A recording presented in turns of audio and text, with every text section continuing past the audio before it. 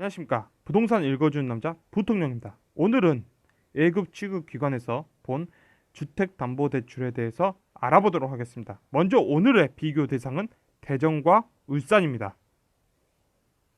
보시다시피 미국발 금융위가 08년도, 09년도 쓸고 왔고, 그때 대한민국의 이 대전과 주택담보대출의 대전과 주택담보대출 울산의 이 갭 차이가, 예금을 취급하는 기관에서의 이 갭 차이가 굉장히 작았습니다. 이 아래쪽에 보이는 이 두 선은 기본적으로 비금융권에서 하는 가계대출, 주택담보대출이니까 이걸 제외하고 우리는 예금 취급 기관의 가계대출을 보면 이 갭이 굉장히 작았다가 2011년 4분기 때 이 갭이 이렇게 벌어진 걸 우리는 확인할 수 있습니다. 이때 얼마였냐면 대전의 경우에는 7139였고 울산은 4053이었습니다. 이 벌어졌던 갭이 2017년 2,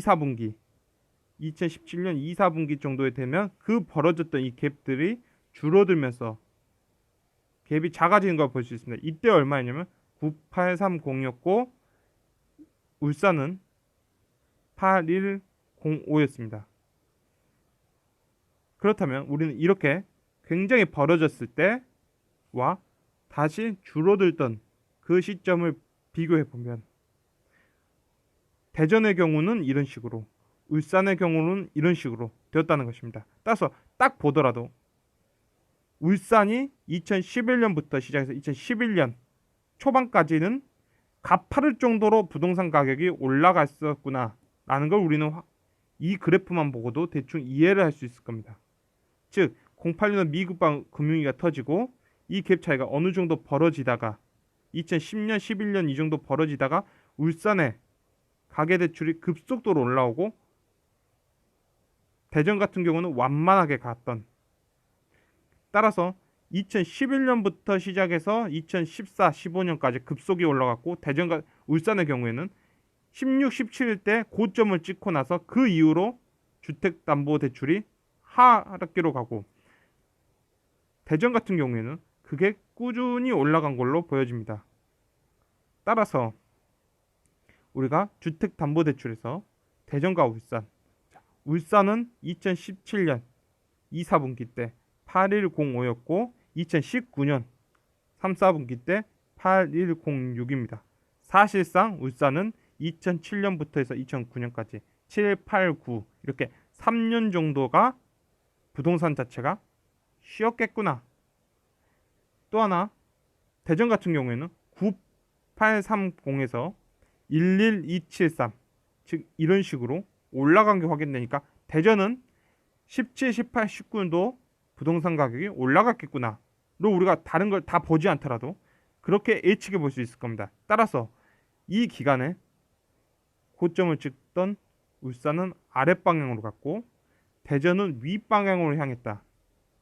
이것만 봐서라도 우리가 이것만 봐서라도 대전 같은 경우에는 2017, 18, 19 이 시기 때도 굉장히 아파트 가격의 상승세가 있었고 울산 같은 경우에는 눌림목에 있었겠구나 를 확인해 볼 수 있습니다. 그래서 다 놓고 본다면, 그런데 여기서 다 놓고 본다면 2008년도 그 가계대출, 미국발 금융위기가 터졌던 그때 그 가계대출과 2019년 현재 가계대출을 비교해 본다면 대전 같은 경우에서는 4951에서 112737로 갔고 울산의 경우에서는 3784에서 8106으로 갔습니다.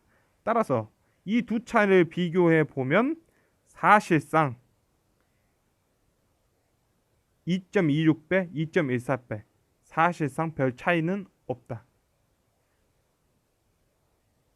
따라서 우리가 이 시점에서 이 시점 올라가는 울산은 굉장히 엄청난 상승기였고 이 울산은 여기서 내리막길을 걷고 대전 같은 경우는 여기서 또 꾸준히 갔고, 그러나 08년도 미국발 금융위에서부터 지금까지 비교한다면 둘 다 2.2배 정도 상승을 한 모습을 보여주고 있습니다. 따라서 우리가 이 시점에 한국은행이 발표한 10월 중 통화 유동성 M2를 비교해 보면 2008년도에 M2가 1367이었고 2019년 10월 말 2874. 따라서 그건 2.1배. 기본적으로 우리가 보고 있는 것들과 거의 유사하게 흘러가고 있는 걸 우리는 볼 수 있습니다.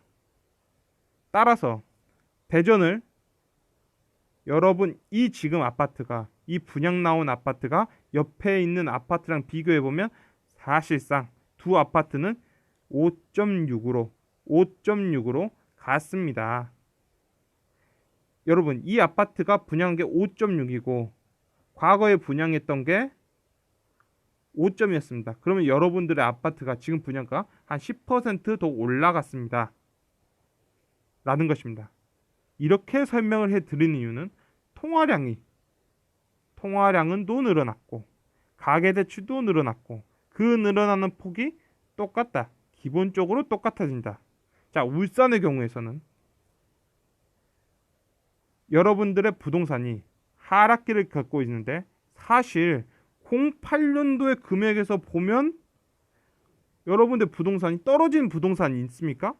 다 올랐습니다. 단지 여러분들은 2016년도, 2017년도 초반에 굉장히 비싼 가격대로 들어오신 겁니다. 그래서 3년간 고통을 겪고 딱 봤을 때 과연 여러분들의 집이 여러분들의 살고 있는 집들이 광주나 대전이나 대구나와 비교했을 때 월등히 싸냐 하면 그게 아니라 여러분들의 부동산도 기본적으로 상승률에 따라서 올라온 거다. 08년도에 단지 2011년부터 시작해서 14, 15년대 굉장히 광풍으로 들어왔던 게 이제 조정을 받고 있다. 그래서 기본적으로 광역시는 비슷한 위치에 있게 된다.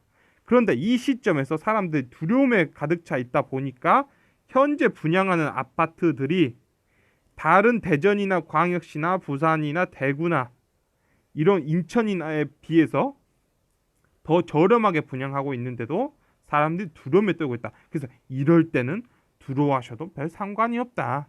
다른 광역시에 비교해 보면 같거나 더 싸다. 그러나 기본적으로 울산이 그러면 아파트가 안 올랐냐? 08년에 비교해 보면 다 또이또이하다. 모든 광역시들이. 왜? 기본적으로 올라간 폭이 다 그만큼 올라가게 작동이 돼 있었다는 것입니다. 따라서 우리는 가계대출도 그만큼 올라가고 M2 통화량도 그만큼 올라가고 대부동산 가격도 그만큼 올라가고 아파트 분양가도 그만큼 올라가더라. 기본적으로. 그래서 우리가 자산가치도 화폐가치를 긋고 보면 기본적으로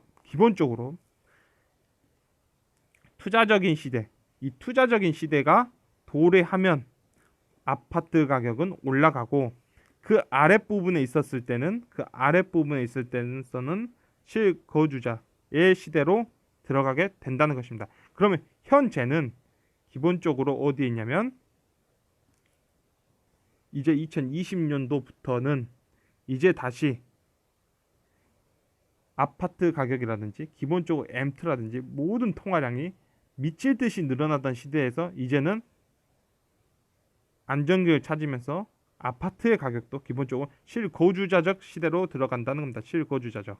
따라서 기본적으로 모든 아파트가 자신의 위치 내에만 존재하고 있다면 근본적으로 통화량을 흡수하면서 가게 되는 것입니다. 그러나 그 시절에 어떤 아이들은 너무 급하게 올라간 아이들도 있고 지역들도 있고 어떤 아이들은 완만하게 올라가고 있는 아이들도 있고 그 차이는 존재하기 때문에 자신의 위치 내에서 2016년 17년에 울산의 아파트를